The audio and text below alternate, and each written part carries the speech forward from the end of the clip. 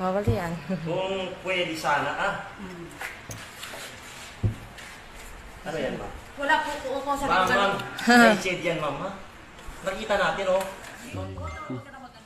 Ay, hindi pwede yan, ma'am. Hindi pwede yan. Hindi pwede yan, ma'am. Hindi pwede. Ma'am, please. Huwag mo na. Picture mo. Hindi pwede, ma'am. Hindi pwede. Hindi pwede, ha? Andyan, no? Andyan ang proof. Andyan ang proof. Andyan. Andyan ang proof. Ako kayo ng place. Huwag na. Sige na. Hindi pwede. Hindi pwede, ma'am. Hindi pwede. Meron pa, ma'am. Meron. Meron pa ito, ma'am. Ayan. Meron. Ito mga dati pa ito na. Hindi dati yan. Hindi dati yan. Bakit nilagyan siya kung dati pa yan? Ipakita mo. Ipakita mo. Muna natin yan. Wala na piliin ha. Wala na piliin. Pwede na pasok sa machine.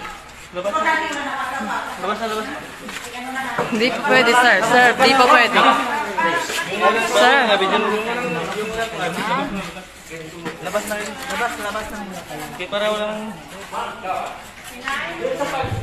Hindi pwede yan. Hindi pwede yan, sir. Dinadaya kami, sir. Dinadaya kami. Ay! Teka mo lang. Ayan! Nakakapanghina lang yung mga ganitong senaryo. Kasi sabi nila, ngayon na high-tech tayo, wala nang dayaan.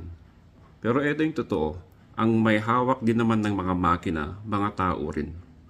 Pwedeng masulsulan, pwedeng mabayaran. Nakakapanghina lang kasi meron po yung mga tao na willing sila tumanggap ng pera para ibenta yung kanilang prinsipyo. Kung merong isang bagay na matututunan po natin dito, yung kapangyarihan ng pera.